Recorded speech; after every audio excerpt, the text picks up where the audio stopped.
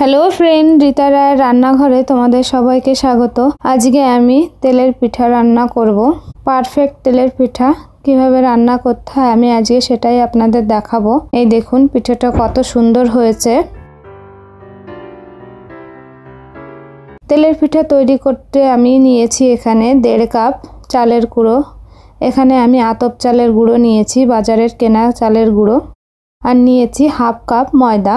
সামান্য লবণ দিয়ে এটাকে আমি ভালো করে মেখে নেব।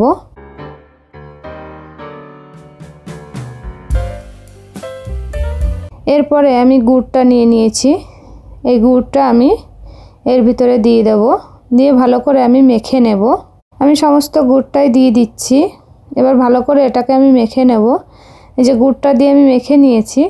গুড়টা দেওয়ার পর আমার একটু শক্ত শক্ত ব্যাটার আছে, আমি একটু জল দিয়ে দিলাম। এই সময় আপনারা জলের বদলে দুধও দিতে পারেন। এই ব্যাটার মিডিয়াম হবে, না পাতলা হবে না ঘন হবে, খুব বেশি ঘনও হবে না খুব বেশি পাতলাও হবে না। অনেকটা কেকের ব্যাটার যেমন হয়, সিঁড়ির ধাপে ধাপে যেমন পড়ে সেরকম একটা ব্যাপার। ব্যাটারটাকে আধা ঘন্টা থেকে 1 ঘন্টা আপনারা ঢেকে রাখবেন, তাতে ভালো হবে। তেলের পিঠের ব্যাটারটা যদি খুব গাঢ় হয়ে যায় তাও হবে না, খুব পাতলা হয়ে গেলেও হবে না, ছড়িয়ে যাবে। তেলে দেওয়ার সঙ্গে সঙ্গে পাতলা হয়ে গেলে তেলে দেওয়ার সঙ্গে সঙ্গে ছড়িয়ে যাবে। এই যে ব্যাটারটা এরকম গাঢ়ত্ব রেখেছি আমি। তেলটা আমি হাত দিয়ে দেখে নেব গরম হয়েছে কিনা, মানে ভাপটা দেখব। গরম ভাপ উঠলে তার মধ্যে আমি কিছুটা ব্যাটার দিয়ে দেব। এবার একটু তেল ওপর থেকে ছড়িয়ে দেব। খুন্তির সাহায্যে ওপরে একটু তেল দিয়ে দেব। এবার হালকাভাবে এটাকে উল্টে দেব। এই দেখুন আমার তেলের পিঠাটা কত সুন্দর হয়েছে। এপিঠ ওপিঠ আমি একটু মিডিয়াম টু লোয়ের দিকে রেখে ভেজে নেব। মিডিয়াম আঁচে ভাজলে ভালো হবে।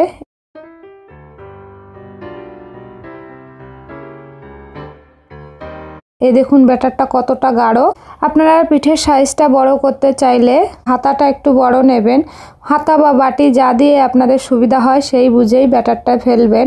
আমি একটু মিডিয়াম সাইজের করেছি, না ছোট না বড়। উল্টে পাল্টে আমি লাল লাল করে এটাকে ভেজে নেব। এমনিতেই গুড়ের পিঠে কালারটা লালই আসবে, একটু লালচে ভাব আসবে, তবু একটু সময় ধরে ভাজতে হবে যাতে ভেতরে কাঁচা না থাকে। এই দেখুন তেলের পিঠেটা কত সুন্দর হয়েছে।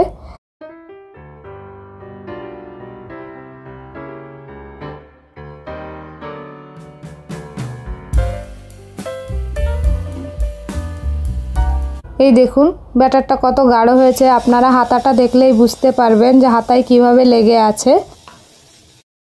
এই যে ওপরে একটু তেল ছিটিয়ে ছিটিয়ে দেবেন, তারপর আলতোভাবে উল্টে দিতে হবে এটাকে।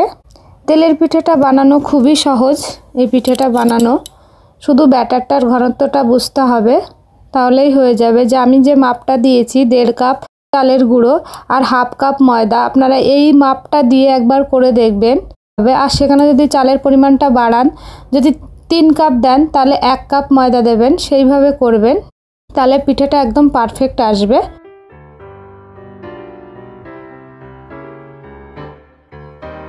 এই দেখুন পিঠেগুলো আমার এপিঠ ওপিঠ সব দিকেই ভালো হয়েছে। এই দেখুন প্রত্যেকটা পিঠে আমার সুন্দর হয়েছে। আমি একটা আপনাদের ভেঙে দেখাচ্ছি। এই দেখুন একদম তেলের পিঠের টেক্সচারটা এসেছে, ভেতরটা দেখলেই আপনারা বুঝতে পারবেন।